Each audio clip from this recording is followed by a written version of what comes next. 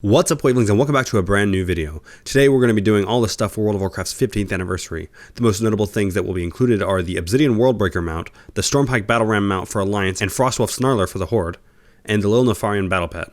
Additionally, stick around to the end and I'll advise on a way to quickly level alts using things we have from the event.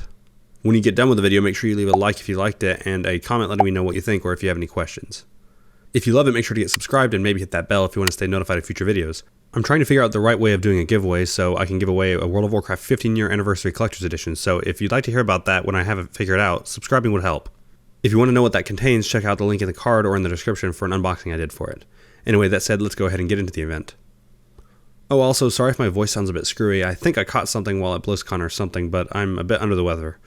Okay, now let's go. The first thing, or first few things rather, is the anniversary gift. You can collect this by simply going to your mailbox and collecting it. Opening it will give you 4 items. Lil Nefarian, which is a battle pet, a token which you can use to increase your XP and reputation gains by 15% during the event, and a celebration firework which you can use unlimitedly on a 10-second cooldown during the event. Lastly, we have the invitation from the Time Walkers, which will grant you the quest A Timely Invitation. This will bring us to the next objectives, the Obsidian Worldbreaker mount, which is literally just Deathwing but turned down a few notches. Upon accepting this quest, head over to your faction's portal room and port to Stormwind or Orgrimmar, then to Caverns of Time. Head in here to find Chromie for your quest. When you find her, turn that in and accept How Things Really Happened. Additionally, you can accept Soldiers of Time if you are planning on going for the Stormpike Ram or Frostwolf Snarler mounts. Anyway, after you acquire the quests, click on I Want to Remember Adventures from Outland. When you do this, it'll queue you for one of the 3 mini-raids from this event, each for a different expansion's bosses. This one, of course, is for Burning Crusade. That said, go ahead and do the same thing for the Adventures from Northrend and Adventures from the Cataclysm. You can queue up for all 3 at once. I recommend doing so as this will make it so that once you get out of one of your raids, you'll be at the front of the queue for each of the other queues, which will most likely get you instant access to that one. You'll want to do each adventure as it will complete the quest How Things Really Happened, and more importantly, it will complete the objectives for Memories of Fell, Frost, and Fire, which will grant you the mount. One side note, this does require an item level of at least 380. Some of these fights will look daunting because of the health of the bosses compared to you being an LFR, but don't worry, you only have to do part of the fight. Another side note, the third and final fight of the Cataclysm adventure is Ragnaros. This fight will very likely bug for you, unless it's fixed by the time you do this. When you get into the fight, moments after starting it, you'll be teleported back to the entrance of the fight. Almost like a reset, but all the health and buffs stay put. Of the 8 or so attempts I made at Ragnaros, only 1 was not bugged. We actually beat the fight with it being bugged solely off of stacked determination, which is what you may need to do in order to complete this fight. It is bugged at least as of the time of writing the script. The bug happens whenever a player has a battle pet, or guardian out during the fight. In addition to these quests and this achievement, you can farm these raids to get item level 420 gear. This will be useful for gearing yourself up if you're a bit behind. Also, I've heard you can get Ashes of Alar from the Burning Crusade one, Invincible from the Wrath of the Lich King one, and the Firehawk mount from the Cataclysm one. And I think the Infinite Time Reaver from any of them. I haven't confirmed any of those, but I have heard that. Up next is Korrak's Revenge. If you like the old versions of Alterac Valley, which made sense in a time where instant gratification wasn't at the tips of your fingers 24/7, then you're in luck. Signing up for this battleground can be done in the normal battleground queuing menu. If you want to just have some fun or farm some armor here, go right ahead and do so. Otherwise, I'll explain how to utilize it to get the Stormpike Battle Ram and the Frostwolf Snarler. When you go into your battleground queue menu, you can mouse over the Korrak's Revenge queue option near the end, and it will tell you a percentage progress towards your faction's mount. Don't worry, you can earn it on one faction and use it on the other, if you're the type of person who dabbles in both factions. You'll gain 1% of the progress for every 2 time warped badges you earn specifically in the battleground.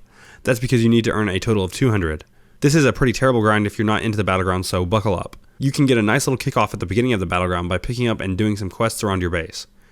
Make sure you also pick up the quest Korrak's Revenge, which will have you demonetize Korrak, who is a troll on a plateau near the middle of the map. Only one of him spawns each match though, so whichever faction tags him first and manages to stay alive in the encounter is the one who ends up with the credit for the kill. I strongly advise trying to complete this quest as it will make things tremendously easier for you.